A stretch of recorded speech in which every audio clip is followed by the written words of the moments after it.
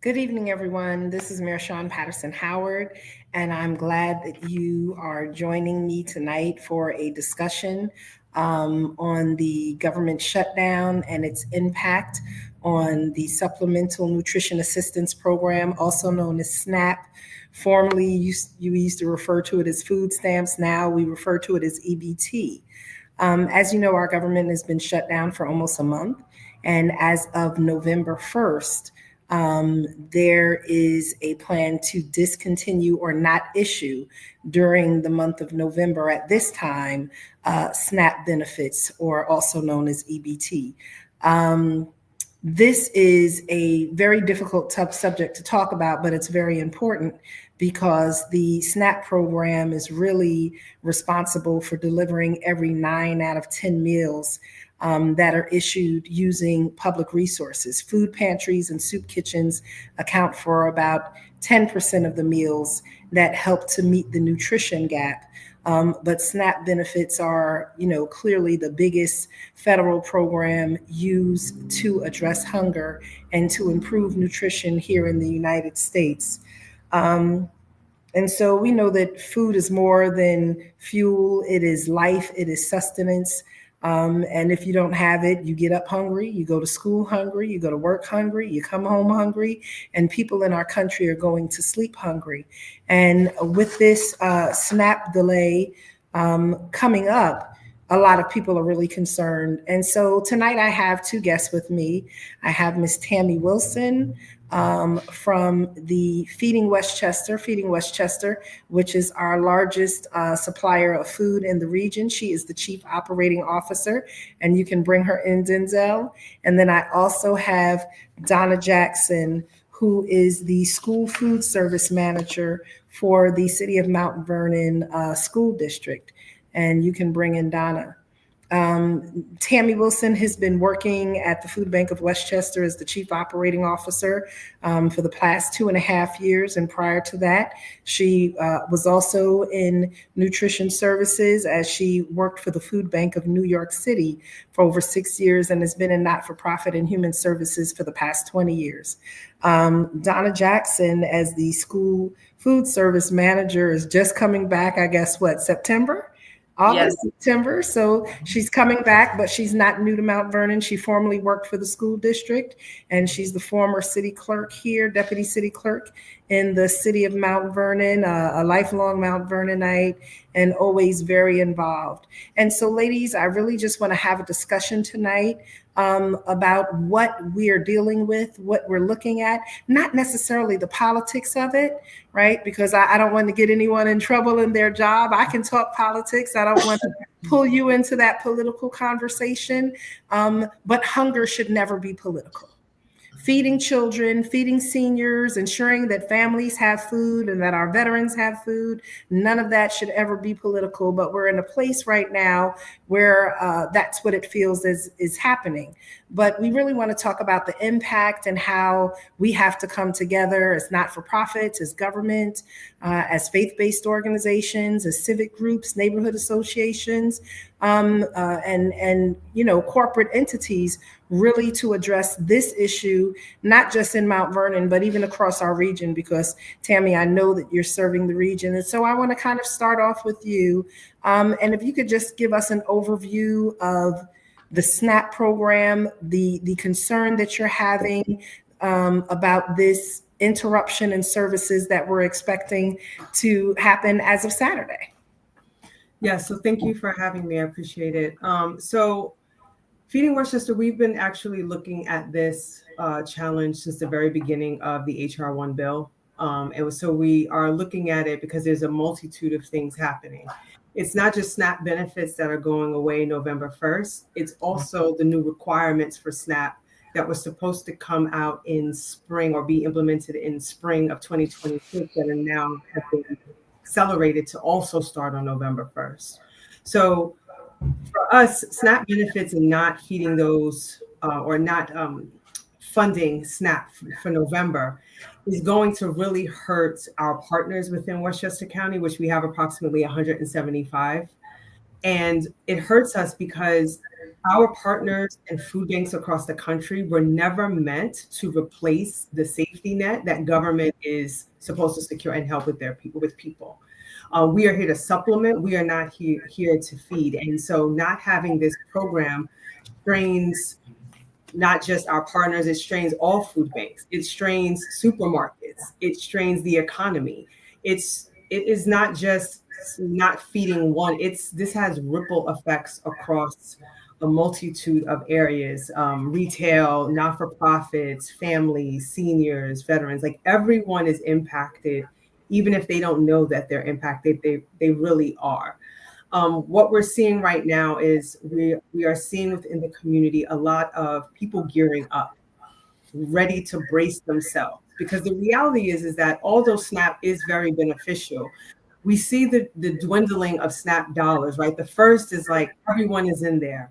The first week is great. The second week, pretty good too. By that third or fourth week, which is where we already are, we're seeing more people on lines, and we're seeing not just on one pantry line, people are going to multiple pantries in order to get their needs met. This is seniors, single parents, children.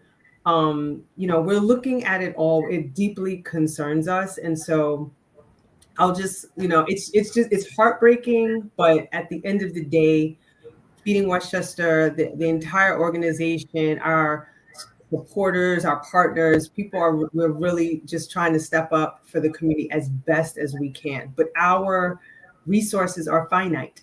We are going to have to dig deep and really figure out what we can and cannot do. There's some things that we can do, and we're going to release some of our inventory and push food through our network. But the reality is, a lot of times I've been hearing over the last few weeks, oh, this is a crisis similar to COVID.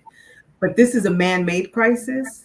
And the difference is that during COVID, government helped food banks meet the need. This time, food banks are essentially on our own. And so it's just been really difficult. It's been a really difficult time for everyone. So you talked about, and I'm going to come to you in a second, Donna, because I think this is important to also have this larger conversation at the same time. November 1st feels like an immediate concern, but also on November 1st, you talked about changes in work requirements. And today we launched the legacy planning portion of our Financial Empowerment Center.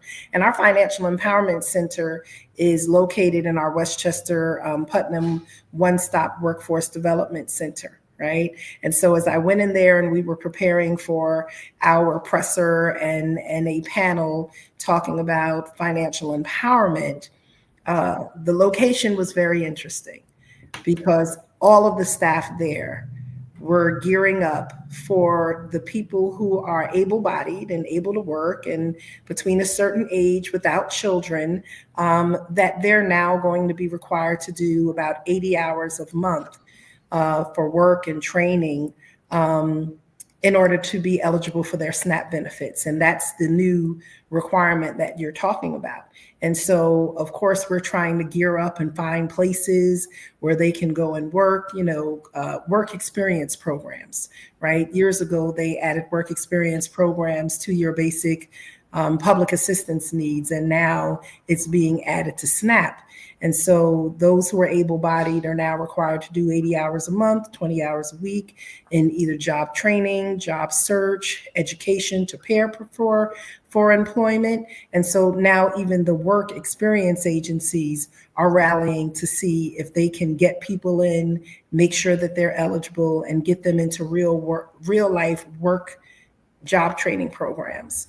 So that's a further complication, right? So even if the benefits come back in December, right? If the benefits come back in December for everyone, there is still this new requirement that people are trying to figure out all at the same time. Right. So it's the requirements. There's a larger group. So before it was something along the lines of between 18 and 54. They've expanded it to 18 to 64 years. And then children or dependents are no longer 17 and under. Now it's 14 and under. Mm-hmm. So the reality is that as you recertify, people are going to lose benefits, right? Because things have changed, recertifications have changed. And then that process of recertification, although within our county, and was very happy to hear from Westchester County DSS that they are processing as fast as possible. But the reality is that there is going to be some lag, and as there is a lag, once it turns on, like once you get your SNAP benefits, if you are fortunate, you're still playing catch up. And then how do you catch up? You're doing that by relying on your community, your community food pantries. It's just a ongoing trickling effect. And what's so unfortunate is that, given everything, and not to get to be political, but starting with the HR1 bill, the reality is that we are asking people to make difficult choices for things that they shouldn't. Should I pay for my medicine versus my child's school supplies versus food, versus do I take care of my children or my elderly parent, or how do I do that? And people are just, or even worse, how do I pay my rent because everything is so high? I can't buy a home. Like, there is a gambit of just a wider range of things that we are now asking people to choose and make decisions on.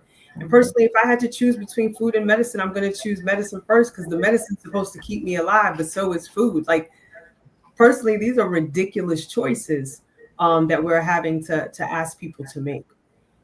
Absolutely. And we're going to come back to dig deeper into this conversation. I want to bring you in, Ms. Jackson.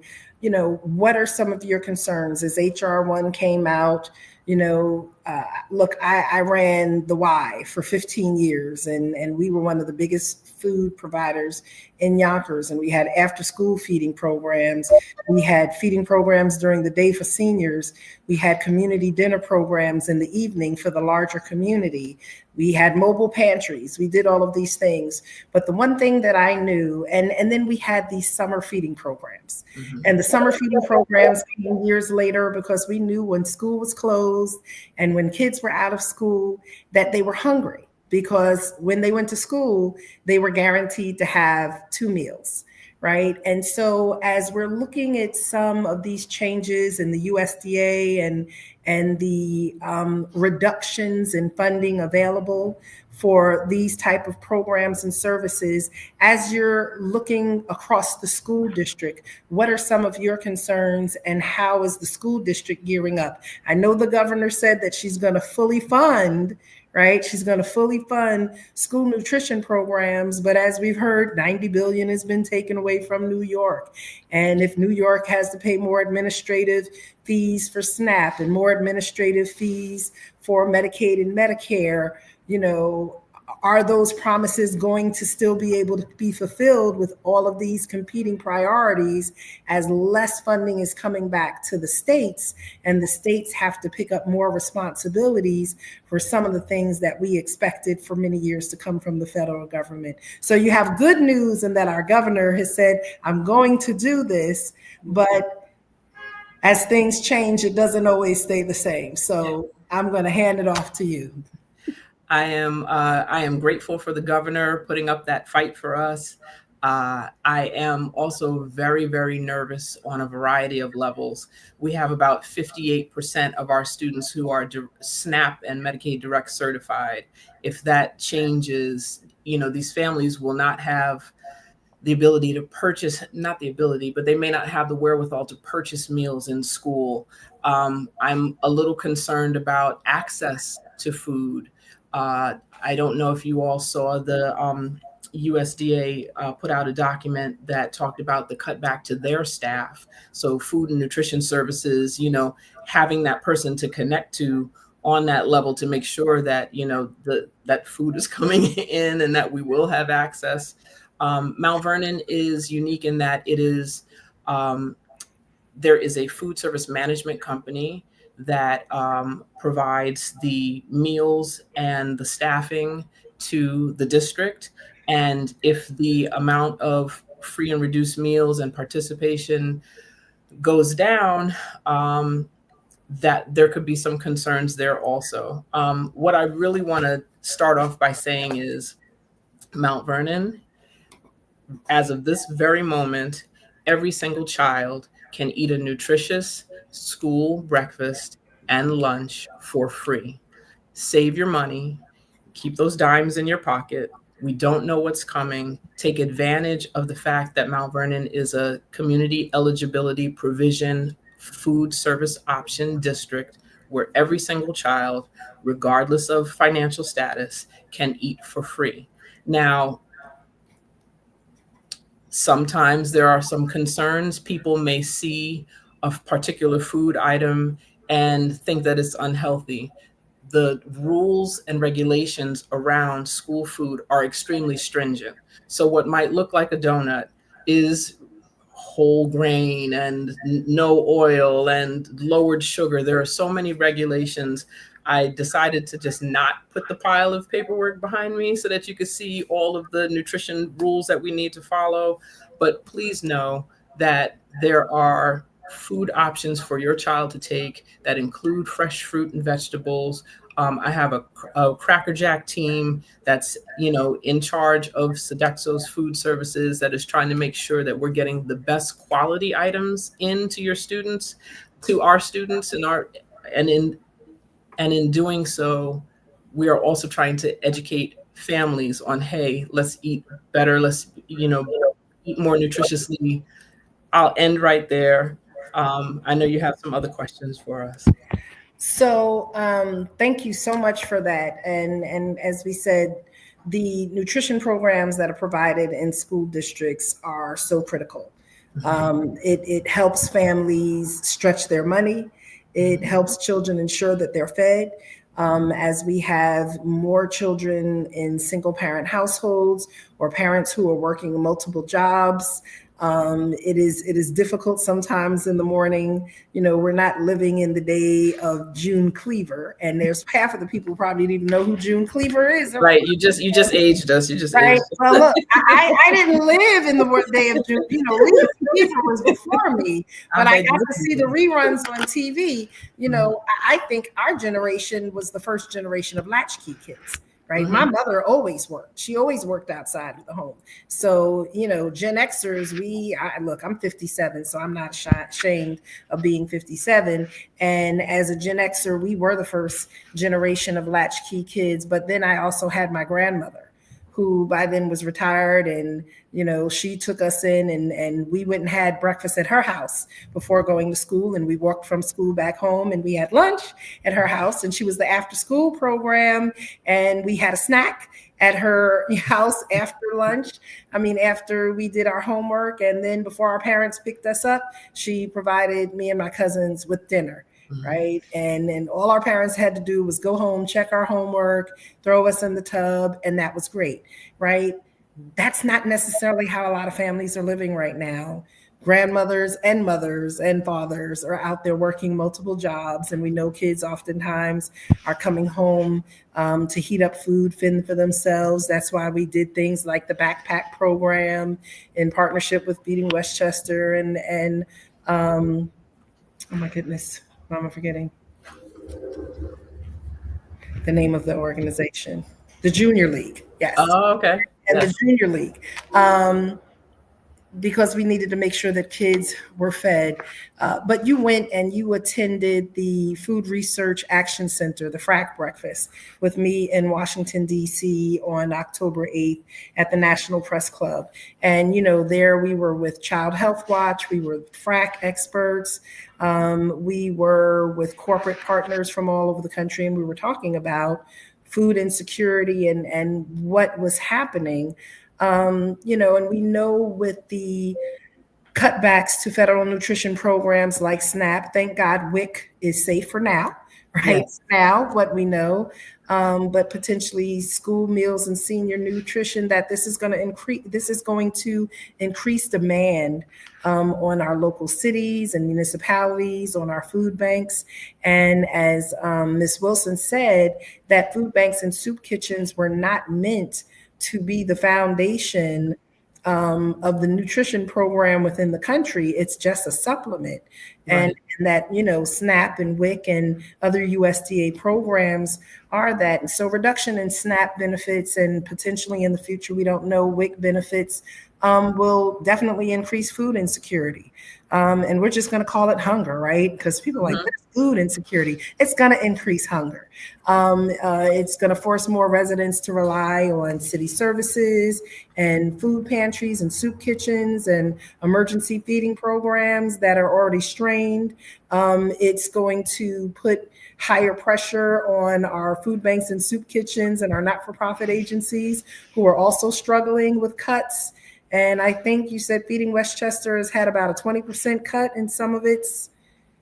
Someone said that there's been about a 20% cut, maybe not to Feeding Westchester, but for funding to food banks and soup kitchens. Right. So with a 20% cut and probably a 50% increase or more in demand for services, the math is not mathing, as the kids say. Yes. And when people don't have access to do good, nutritious meals, obesity doesn't necessarily always come from eating too much. It comes from eating the wrong thing. And oftentimes we eat what is cheap, right? Eating the fast foods, we're eating sugary and salty foods. And so when you're able to buy nutritious foods with your SNAP benefits, when you're able to go to food pantries and fresh produce programs where you're giving out really good fresh produce with recipes, then those are available. And any cutbacks in that is not just going to increase hunger, but it can also increase what we already see in so many under-resourced communities already, is like hypertension and diabetes. And then when you start talking about cutbacks in Medicaid and Medicare, that means a lack of access to services. So it becomes the gift that continues to give in a negative way. So here in the city of Mount Vernon, thank you again, Feeding Westchester. We have about 17 food banks and soup kitchens. And most of them are heavily supported by the Food Bank of Westchester. I'm not Food Bank of Westchester, Feeding Westchester. We've had many names. It's okay. Feeding Westchester. And so, Ms. Wilson, if you can tell us about how many food pantries and soup kitchens are you supporting in the region, Feeding Westchester? Right now, our partner network is roughly 175 partners across Westchester County. We have a waiting list of quite a few that we can't bring on because of our finite resources. So we have more people who want to join, but I can't because we don't have enough to expand our reach. But yes, we are in every inch of this county, north, central, and south. We have a fuller concentration in the southern portion of the county, which includes Mount Vernon, Yonkers, New Rochelle. But we're really servicing everyone. The need is, I find that as a girl born and bred in Brooklyn, but live in New Rochelle, I always tell people that Westchester for me is considered upstate, and upstate is Canada. Okay, that's just what it is in the boroughs. But when you find out the need in Westchester County, like when people tell me, I'm like, oh, it's not as Westchester, right? You have your pinkies up. But since not only just living here, but working here, it really just shined a light on it. So through our partners in our network, we're bringing awareness, because you live here and you don't know. You take the Metro North into the city all the time and you're like, oh no, we're passing because we're in Westchester. But no, it actually lives in your back. Like hunger is in your backyard, need is in your backyard. And I often tell people, hunger shows up and looks like a multitude of people. It looks like anything, anyone. Whatever you think you know or that you have in your mind, you might be wrong. And that's okay. You just want to bring awareness to that. For many years before becoming mayor, for like 30 years before coming mayor, I've been a social worker, a human service provider here in Westchester County. And that gave me a very different vantage point, because we're here in Westchester and we call it Bestchester. We call it the Golden Apple. Yeah, there's a part of us as we were growing up, we felt a little bougie. We were like, we're not upstate, but we are Westchester, right? But being a social worker, being a human service provider here, I had the opportunity to go behind the doors of many of our apartments, whether it was on Nodine Hill or on the Hilltop, whether it was in Fleetwood or Waikigill or in Peekskill, or all throughout this county, because I provided services throughout the county. what the nice gardens that you might see in front of people's houses, and little coach jockeys and things of that nature. Behind the doors, there are many people who are struggling. Behind the doors, you have homes that are not being kept up well because the money is not there. I was saying at the Financial Empowerment Center today, oftentimes we opt ourselves out from services because of pride instead of leaning in and getting the help that we need. And during COVID, it really started to reveal the deep social fissure that we have in our communities. And while we had the food distributions often across from Grace Baptist Church in the city parking lot or at the Dole Center, I started getting a lot of people from Fleetwood, which is the other part of Mount Vernon, saying, why aren't you having food distributions up here? We need food as well. And I said, well, come on over, because the city doesn't own property in that part of town. And so most of our services are on the other side of the tracks. And so people pulled up with Escalades, people pulled up with Mercedes, because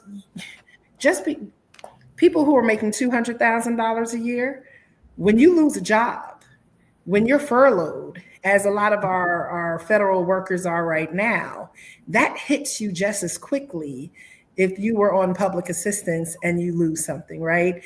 So the more you make, sometimes the harder and steeper the fall is, and the challenge to replace some of the money that you were making. And so if you lose a job and you still have a big mortgage, you're worried now just not about eviction, but you're worried about your house being repossessed, foreclosure.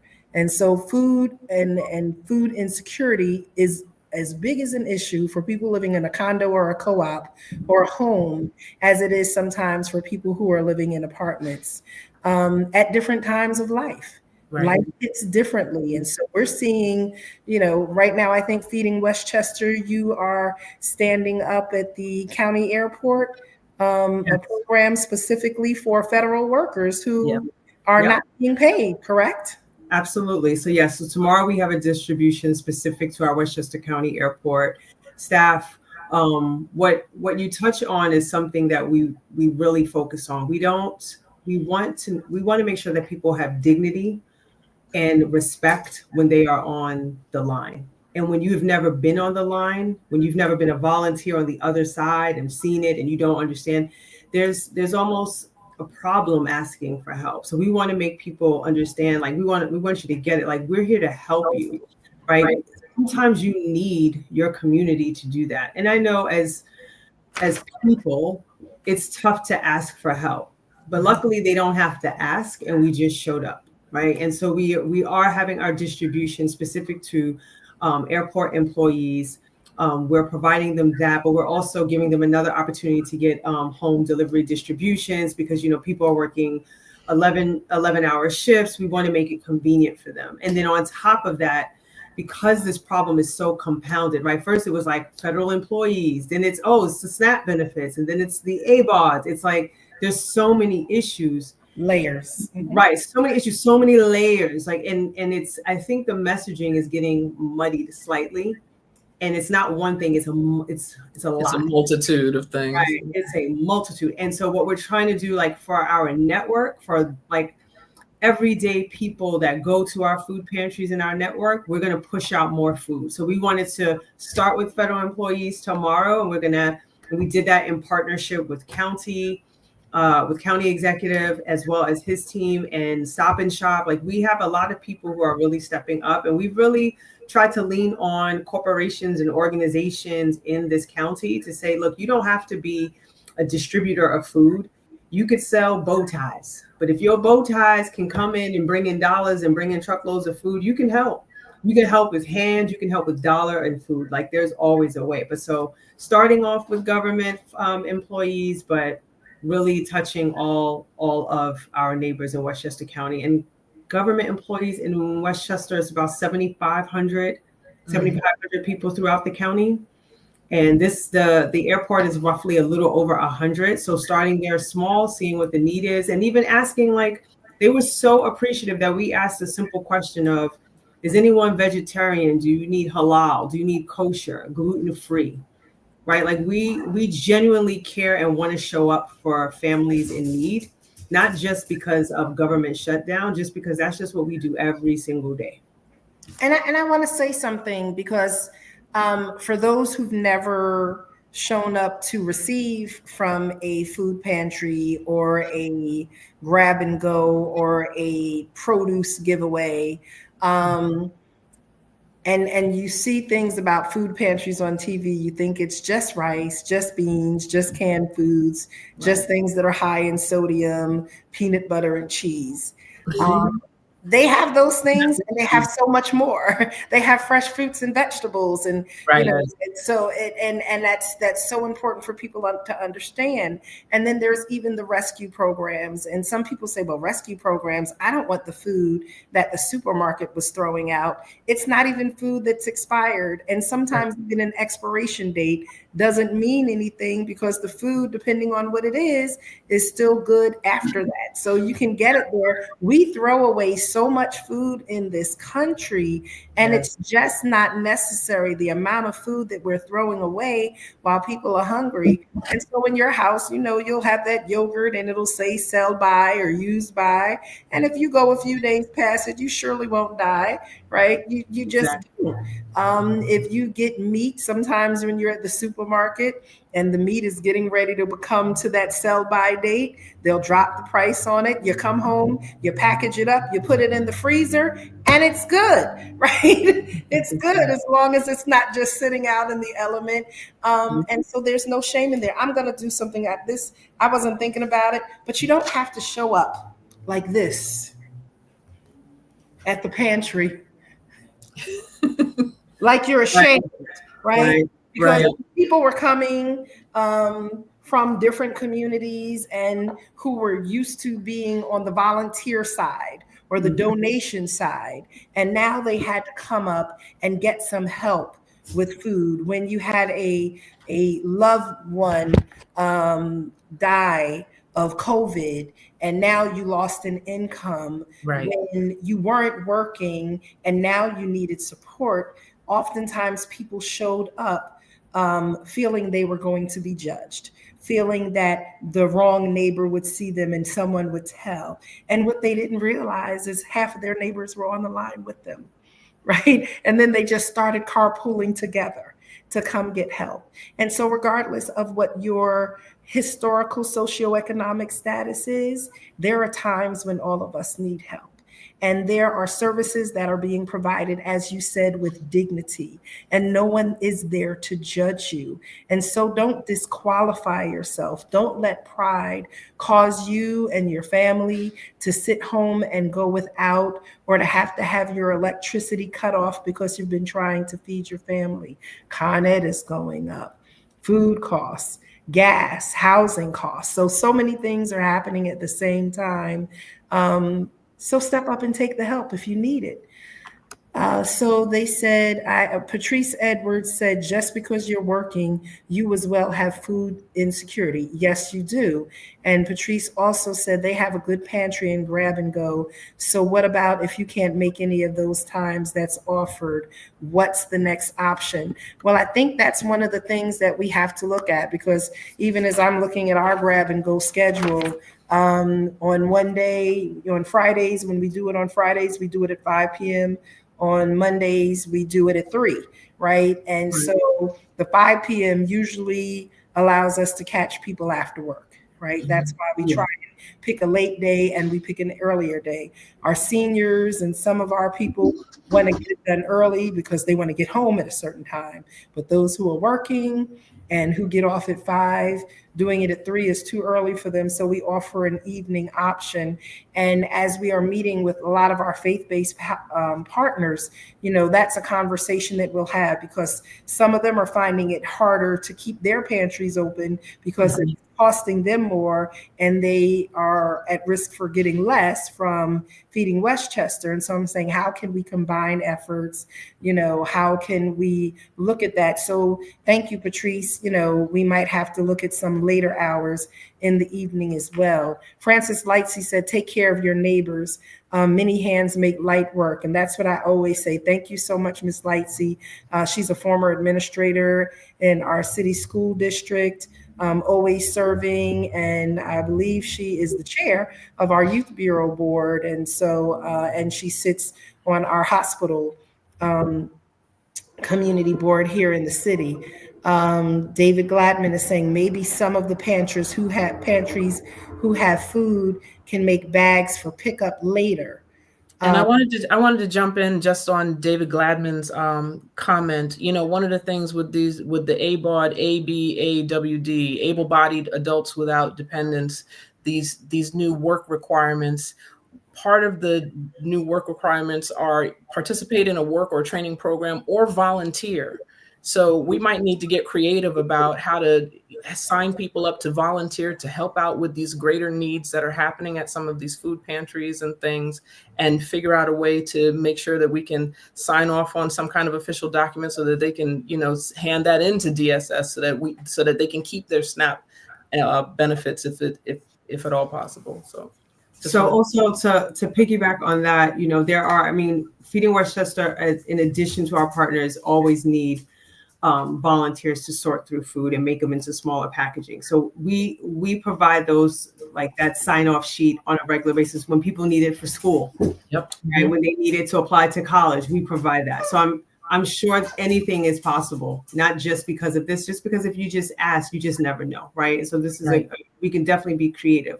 I will say, to go back to answer some of the questions around the late night pantries, Feeding Westchester is looking at our entire network to make sure that we are showing up in places where working parents and just working people can get a food, you know, it can get a pantry bag, an emergency bag, because we know that even when we have distributions that are 10 a.m. to 12 p.m., people stand on the line 2 hours before. If you're at work, you can't get there, and we want to meet you where you are. We want to be able to have mobile distribution. So as time goes on, we are asking of a variety of times to serve our neighbors, but we're also looking at a way, how can Feeding Westchester show up if our partners can't, so that we can have a good variety of times so that we can get everyone, right? So we can address the needs of seniors, veterans, and the working parents and families. So I just wanted to just note that. And then also your comment around, Shawyn, around produce. It's funny, the SNAP Ed program that was eliminated as of September 30th because of the HR1 program was really key and really a good pair up with SNAP benefits, right? Because I have nutritionists on staff who we actually kept, regardless of losing that funding, because what they do is they take produce and different proteins to show our neighbors, hey, you may not know what to do with a kohlrabi, right? Or what to do with fennel. Here's a healthy alternative. But you know what? If you are of Caribbean descent and you want to put a Scotch bonnet in there and jerk that, and they show you, right? It shows you that you can be healthy and still stay true to your culture, but just do it in a different way. And right. So nutrition is so key, so important, and they cut it, but we are still doing that work, because we know how important that is. And so, like, our dedication is, we want to make sure that the majority of our distribution, 45 to 50%, my head of operations will probably kill me for saying the 50%. That's my dream. It's fresh produce. That's what I want. I was like, let's figure it out. He's like, Tammy, stop talking. And then 20 to 25% is fresh protein, right? So that's, that could be chicken, that could be beans, that, just beef, even though beef is really high, but just thinking about produce and protein, because the reality is that's what people are asking for. They're asking for fresh produce, protein. They're asking for dairy, milk, eggs, cheese. These are regular things. We want people to show up to our lines, not just with dignity, but we want you to show up and like, what would I want when I go into a store? I want all those things. So why I want to give to you what I am fortunate enough to be able to do for myself. Because there was a time that I was in need and I was selling back cans so I can get food on my table.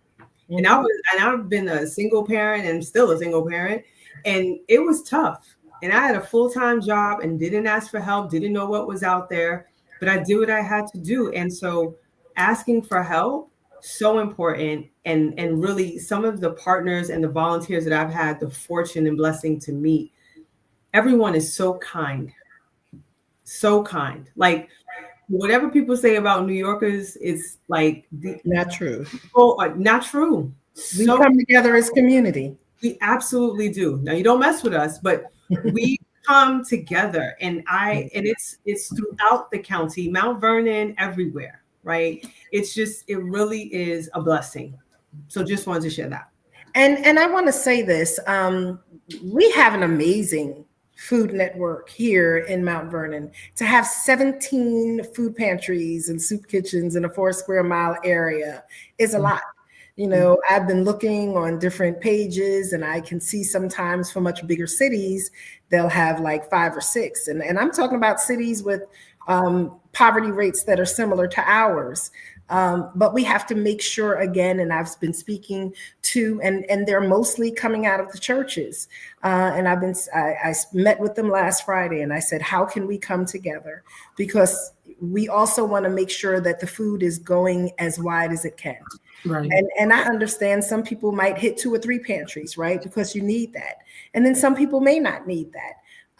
But we want to coordinate, and we want to make sure that the food is going as far as it can. And so, you know, to that end, there are some Saturdays, like New Life Fellowship gives food out on Saturdays. Church of the Ascension, they're on Saturdays. There are a few others.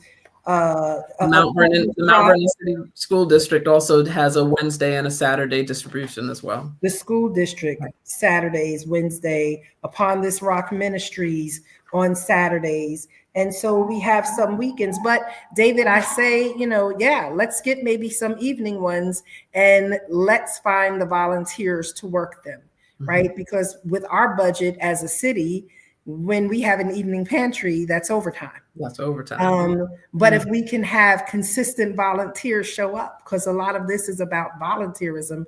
I know the Feeding Westchester, you operate a lot off of volunteerism. You have staff, but the amount of food that you give out takes far more than staff. It takes corporate partnerships. This is an everyone coming together to make this happen. It's critical, but definitely we'll look into seeing maybe if we can get 1 or 2 of the churches to come together and do some evening food pantry. But again, that's going to require volunteers, because most of the people in the churches, these are not people who are being paid.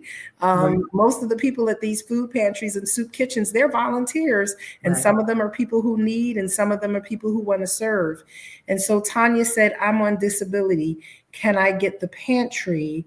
How can you help me? So Tanya, I can't tell, you know, you're on disability, but you didn't say you're homebound. So if you're not homebound, you can always come out and get it. If you are homebound through the city of Mount Vernon, if you're a Mount Vernon resident, we do provide delivered meals for those who are homebound. And I know at one time we even had a DoorDash partnership with United Way, where we were delivering meals and pantry bags to those who were homebound. So Tammy, I see your face is lighting up. Go on, girl. Yes. So we actually have a pilot program that we're working with. It's an 1115 Medicaid waiver that we're partnering with DoorDash. And so if you go to feedingwestchester.org's website, there should be a link to referrals. And so what you would do is you would get referred, you come to us, and then you would get a dry food box every week for at least 6 months. So it's a new program. I would encourage you to check it out. And yeah, I'm excited. It's very, like, I find that home deliveries within the food banking space have really increased for a number of reasons. One, for homebound, disability, veterans, seniors, but also given this year an ICE raise and people concerned about coming out and just that concern, we have seen across the food banking network under Feeding America, we've definitely seen an increase in interest in that. So we're trying to be creative, and again, meeting people where they are for dignity purposes, for safety, and for peace of mind. Like, people just want food. They want to be in and out, and we understand and respect that. So.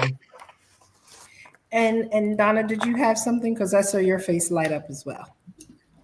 Well, we have a very forward-thinking superintendent in Dr. Demario Strickland, who is new to the Mount Vernon City School District. Girl, you better plug your boss. Listen, I know how my bread is buttered. So no, but seriously, real talk, he is very much about transforming this district, creating more community schools.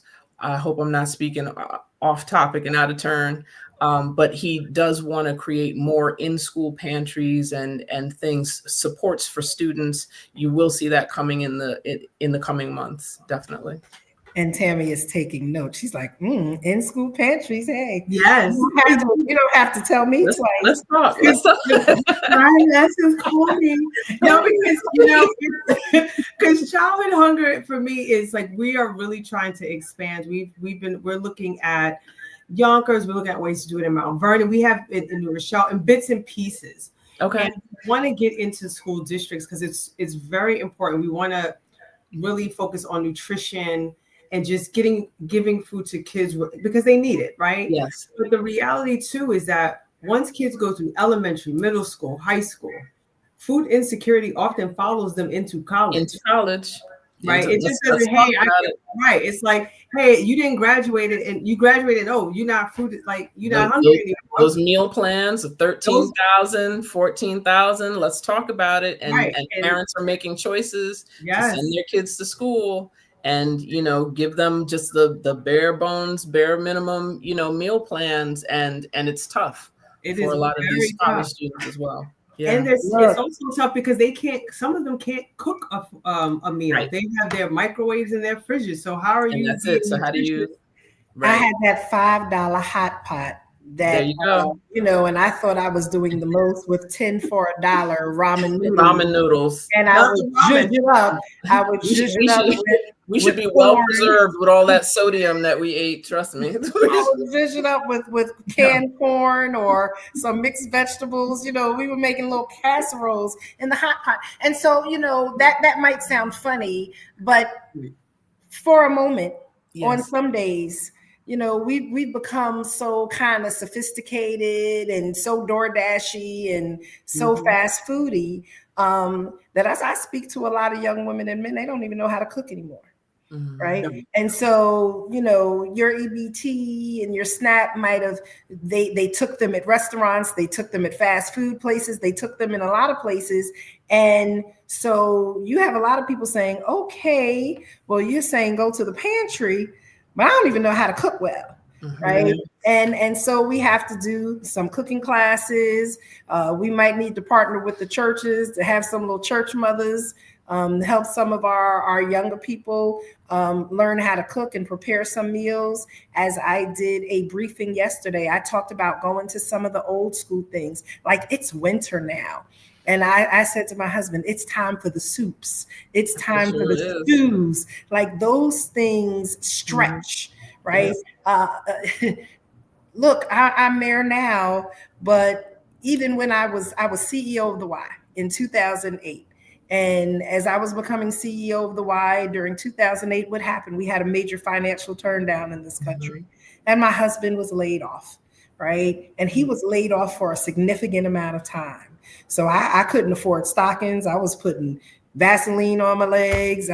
My shoes run out. I was doing BOGO at Payless, right? And we were figuring out ways to make ends meet and to stretch as much as we could. We had to cut back on some cable channels. We had to make more soups, more stews, beans. I walked by the soup in the supermarket the other day and saw a whole area of Goya. Some of us in our generation, and definitely the younger generations, don't even know how to soak the beans to cook the beans. Right. Right. So we have to go back and teach some of the basics. And I'm not judging. This is not judging, but it's reality. If your SNAP benefits are cut off and you're getting a little bit of money, then that money can't, McDonald's is not always the place to spend it. The $20 you spend on McDonald's will allow you to go to the supermarket and get some chicken legs or some chicken thighs and some pasta and make a meal. And oh yes, leftovers is still a thing, right? I mean, we have to figure out how to get through this time. And then we have to also realize that even if this is pulled back, it can come back again, right? Even if SNAP is funded and we go back, we have to learn how to be a little more self-sufficient. We have to learn how to be a little bit more independent so that we are not controlled by the whims of politics in DC. Right. And that's going to take a lot, right? That's going to take a lot. Again, everybody should be able to go out and have some fast food, and everyone should be able to go out and treat themselves. But in hard times and in tough times, we also have to know how to survive. Yes. We also have to know how to take care of ourselves. And so Francis Lightsey is saying, how about holding cooking and nutrition and canning classes? I know Donna's getting ready to jump in on that. And Gloria Pope said, stretch a whole week or more. Yes, ma'am. We can stretch it a whole week or more. You got to remember how to make a dollar out of 15 cents. Yes, you Miss Mary Matt, right? 15 cents. And that's like, I mean, some of the old school ways, we've become so sophisticated, and each generation, right? And I'm going to speak to communities of color and maybe those who are not even in communities of color but didn't grow up well off. You were working class, struggling. Our parents taught us how to make a dollar out of 15 cents. Right. We went to the supermarket with a list, and you did not get to act out and throw tantrums on the floor of the supermarket because you could not buy $50 in snacks, right? So we have to get back to parenting. We have to get back to some discipline. We have to get back to understanding that you can't do everything. Each generation has wanted to do more for our kids. And I think sometimes we've done so much for our children that we haven't taught them how to take care of themselves. And we are in a time where you have to be prepared. And so, Donna, I know when you went with me to DC, you spoke to some of my colleagues at the U.S. Conference of Mayors.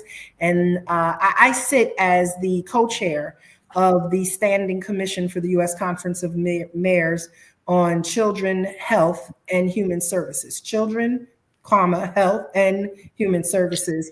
And at the U.S. Conference of Mayors, they give out grants, competitive grants. And so, Donna, I know you just put in one, and we provided a letter of support for you. So you want to talk about, if we get this grant, there's a potential collaboration for school-based and community-based cooking classes and things of that nature. Correct. So we submitted a grant proposal that focuses a lot on physical movement and getting out and having very low cost, no cost adventures. And it's also going to be paired with a healthy meal. To that end, we are also tying in some cooking classes. So that's one grant, and I'm holding out hope that will come through. There's also a USDA farm to cafeteria grant that the school district is going to apply for. And that will be a large footprint also. And that's really going to be focused on growing and gardening. And, Mount Vernon has had successful projects. I can't tell you how many urban farmers there are in Mount Vernon, but people are, we, as much as we are removed from the old ways of our grandparents and stuff like that, we're not too far removed. If you walk these streets, you'll see fruit trees, you'll see, people with small gardens. Alpha Kappa Alpha did the grow bag project, and that was super successful. There's, Jonathan Davis with the bucket gardens over at Leicester Towers. There are people doing things to meet the need. But yes, we're going after that U.S. Conference of Mayors grant. So I have my fingers crossed. We're going after that USDA farm to cafeteria grant, and that'll allow us to have some funding to do some teaching and classes and cooking and canning and gathering community. I'm looking forward to all of those opportunities. Perfect. So we have about 3 minutes left. Are there any things that you want to say to the community as we're wrapping up? And Donna, I'm going to let you go first. And then Tammy, I'm going to let you have the last word. Yes.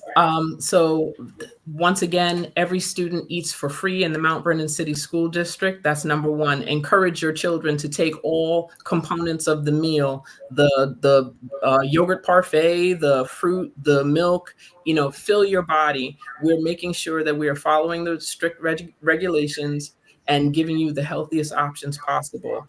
Also, the school district has a wellness policy which calls for having a wellness committee. If you are interested in being on that wellness committee and volunteering and helping to pull in volunteers and staff some of these events that will be coming as a result of these successful grants, please email me at djackson@mtvernoncsd.org.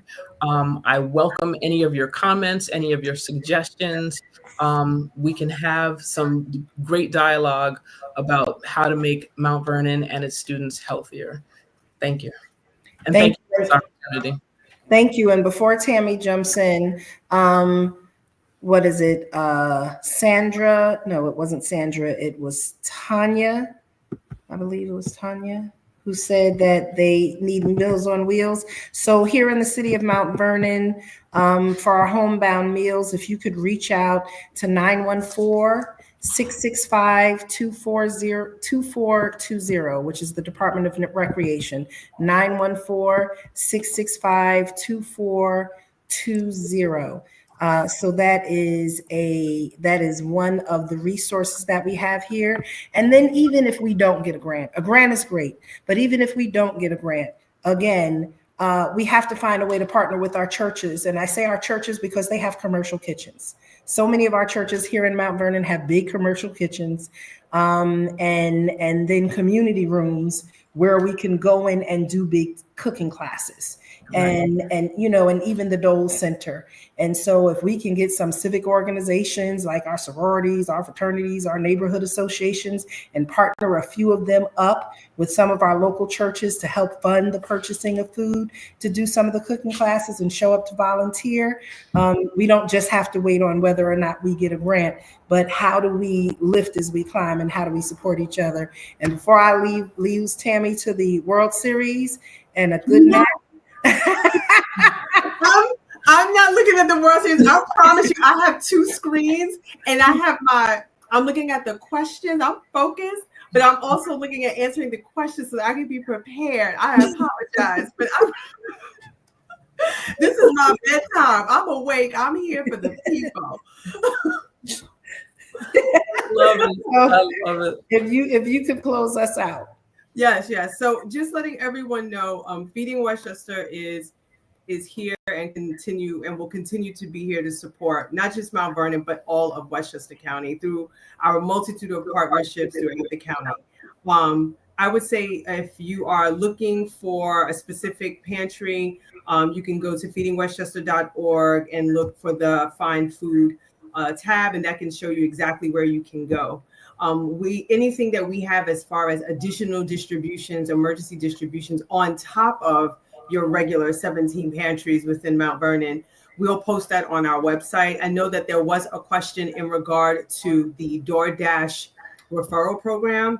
If you look up 1115 waiver, but what I would say is if you go to the feedingwestchester.org and there is an opportunity to it'll ask you to contact us. If you just put in more information for the referral program, someone on my programs team, and they check this daily, someone on the programs team will get back to you on how to do the referral. And so once you are referred, you get screened, they'll plug in your address, they'll ask you a specific date. Someone from my team will call you to double check things, and we'll get you well on your way. So I just wanted to answer that question. Please send the number again. So thank you. Thank you both. And for those who are watching, please make sure you share this video. Share this video, tag your friends in it so other people can know what opportunities are out to get food as well as to support efforts to distribute food. And Tanya, the number again is 914 665-2420. Once I get off live, I will be putting that in the comments. So you'll see that under comments. We will put the link in for the 1115 waiver program as well in this comment section. And we will also be posting our grab and go schedule that we do at the Dole Center. And we will be posting as well a list of food pantries and soup kitchens, their contact information and their distribution times as well on our webpage and our social media pages. So thank you everyone for tuning in. And please, again, this is a good discussion, but the information is only good as what we share with others so that they could receive it. Thank you, everyone. Have a good night. And ladies, stay on for just a second. Good night, everyone. Good night, everyone. Good night.